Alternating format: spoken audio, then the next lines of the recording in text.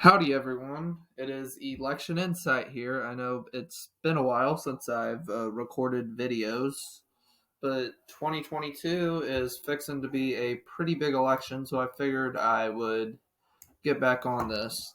Plus, when I first started doing videos back in late 2016 or at least 17, it was very speculative and I was only 14 years old. So remember that. Well, if you go look at my old predictions, they may not be the greatest. Just remember they were from a 14-year-old, and I would say I was more politically savvy than 99.99% of 14-year-olds. And my predictions were mostly right, I guess.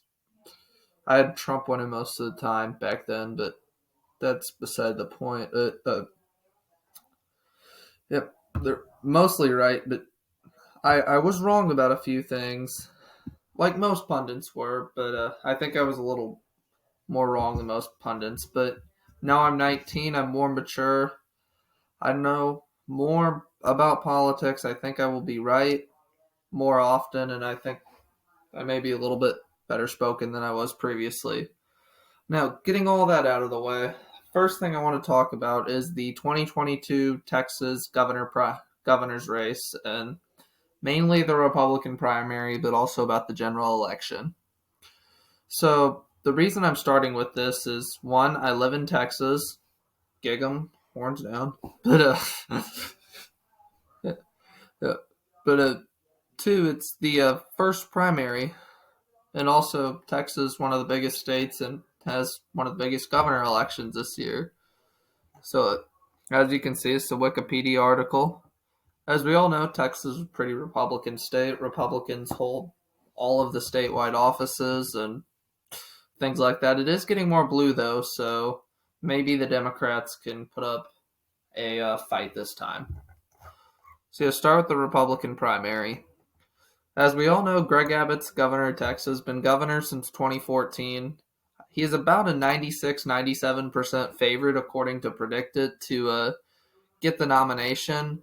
But there are some interesting characters running against him, and there was a point which people thought Greg Abbott could lose, although that seems to not have come to fruition. Although we'll let the voters decide on early March. So the first candidate, obviously Greg Abbott, incumbent governor, heavy favorite to win, as I previously said. We know about him and what he's done. He's basically been a mini Ron DeSantis, just a Ron DeSantis copycat.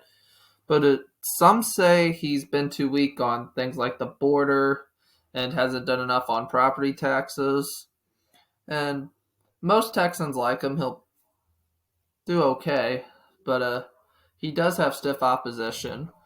The first candidate that seems relatively interesting is Don Huffines. He was a state senator. He won in 2014, served one term through 2018 before he lost due to the district becoming very Democratic. And he is, from what I've heard, he's a billionaire, and he's not really that nice of a guy if you talk to him personally. So the personal appeal is not really there, but he has billboards all over the state saying eliminate property taxes, stop giving, these are direct quotes by the way, stop giving money to illegal aliens, Huffines for governor, an actual Republican. He has things like that. He's making it clear to you that he's to the right of Greg Abbott, and he's either going to come in second or third in the primary in my prediction. And yeah, coming in the next candidate that seems interesting is Alan West. You may recognize that name. One, you see he is the former Texas GOP chair, which I guess gives him some clout within the party. But also, he was a congressman who got elected in 2010 but was voted out in 2012. Interestingly enough, from Florida. So that may be a little bit weird that we're voting on a Florida congressman. your former Florida congressman, but I don't think it would be fair enough to call him a carpetbagger because he did serve as Texas GOP chair. He did move to Texas right after he lost in 2012. So it's not like he moved to run for Texas governor uh, like Dr. Oz moved from New Jersey to Pennsylvania to run for senator, or Scott Brown in 2014 moved from Massachusetts and New Hampshire to run for senator. It's not like that at all. But yeah, he's going to have some appeal within the base. He is to the right of Greg Abbott on most issues, but he's not as far right as Don Huffines. So if you're a Republican and you're not too big into Greg Abbott, but you don't want to go full male Marjorie Taylor Greene, for lack of a better term, than voting for Don Huffines, maybe voting for Allen West would not be that bad. And another candidate that I want to talk about, I don't know too much about Mr. Prather. Obviously, he's a TV host, has a decent, like 300,000 or 400,000 followers on Instagram, and he's somewhat popular, but he doesn't have any political experience. He doesn't have business experience. He's a TV host, and I don't think I'm a Republican, by the way. I will not be voting for Chad Prather. He's, from what I understand, his platform is basically copy and paste and change a couple words to that of Don Huffines, but he doesn't have the political experience or the business experience as Mr. Huffines. And well, I probably won't be voting for Huffines either. I definitely won't be voting for Prather. Next up, I will say that I do not know much about Paul G. Ballou or Danny Harrison. Haven't heard anything about them. I don't think they're gonna do much. Maybe 0.5% of the vote each. May get 1% of the vote total. A semi-interesting candidate is Candy K. Horn.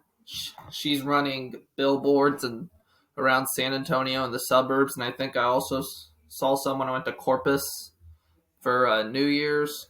So she's making a little bit of headlines, but I still think she'll end up in 5th place in the Republican primary. She's not getting enough buzz. It's too little too late, to my understanding. She's to the left of Greg Abbott. She's more of a political centrist. You can correct me if I'm wrong, but that's my understanding. And the last candidate I want to talk about is Ricky Lynn Perry. This is more of a PSA if you live in Texas and will be voting in this primary. This guy will appear on the ballot. His name will appear on the ballot as Rick Perry. Well, if you recall from 2001 to 2014, we had a governor of Texas named Rick Perry who was pretty popular, except for the time which he got indicted for a felony, but he's pretty popular within Republican circles, and he might actually be able to put a strong challenge to Abbott. This is not who this guy is. This guy's a staffing agency employee. He doesn't really have any political experience. I think his strategies, he just filed for his name on the ballot to be Rick Perry because he was thinking maybe people think that is the former governor, but as a PSA, that is not the former governor of Texas, Rick Perry. And in the decline, as you can see it here, in the decline candidates, there we go. Rick Perry, the former governor of Texas. In terms of endorsements, Greg Abbott's got some pretty big ones. Donald Trump, which will carry a lot of sway in the primary. Ted Cruz carries a lot of sway in Texas.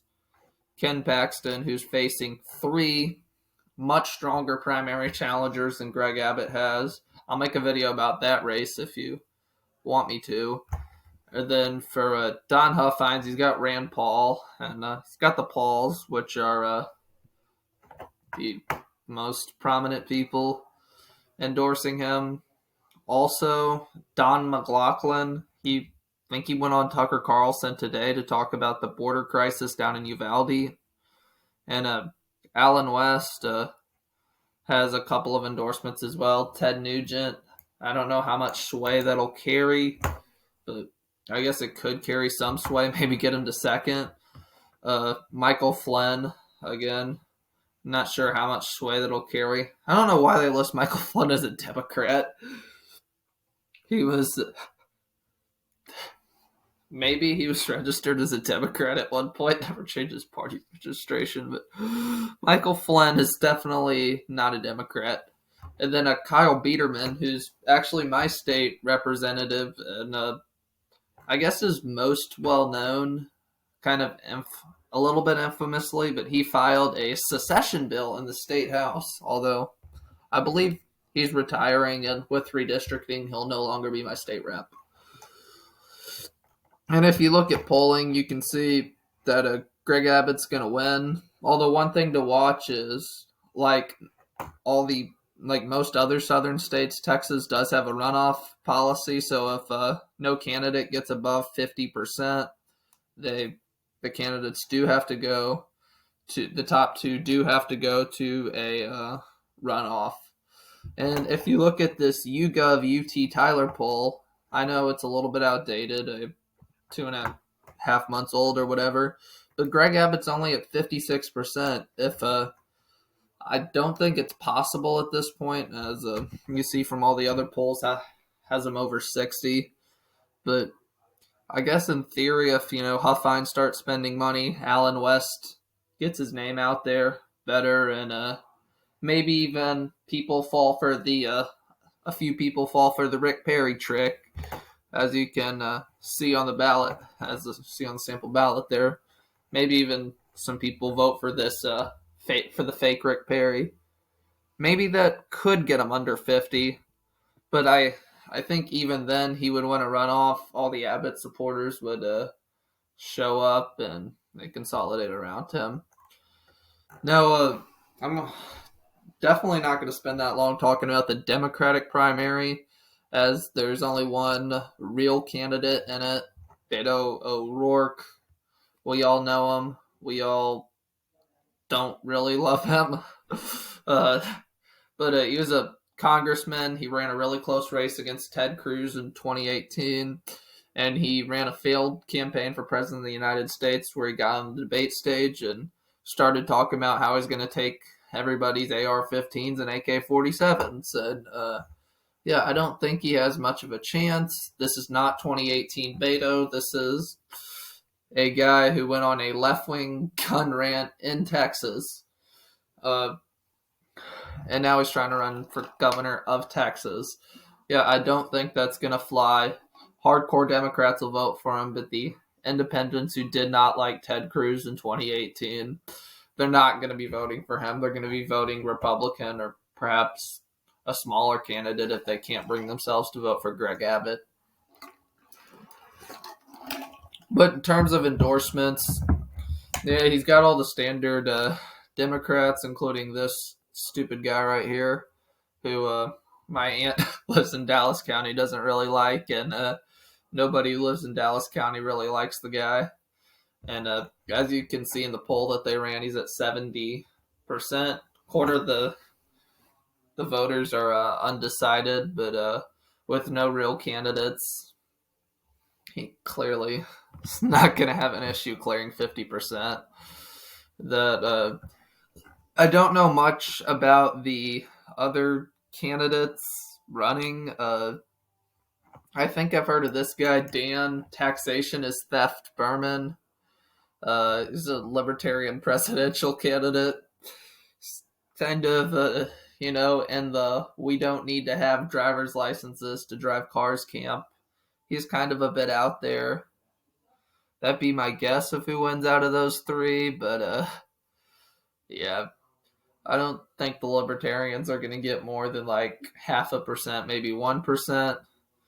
And then declined was this one's kind of interesting. He might have actually had a chance to be governor, but Matthew McConaughey. So now on to the general election. This is the most interesting thing, but as you can see, the pundits rate it as likely or solid R. The polling has Greg Abbott up 46.5 to 38.3. Let's look at the other candidates. They haven't shown them, but I think it's been an aggregate. But if you look at some of the polls, Abbott may have trouble.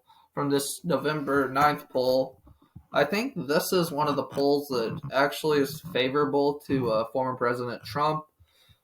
But yeah, among likely voters, Beto's winning. Among registered voters, Abbott's winning, but neither candidate is near 50%.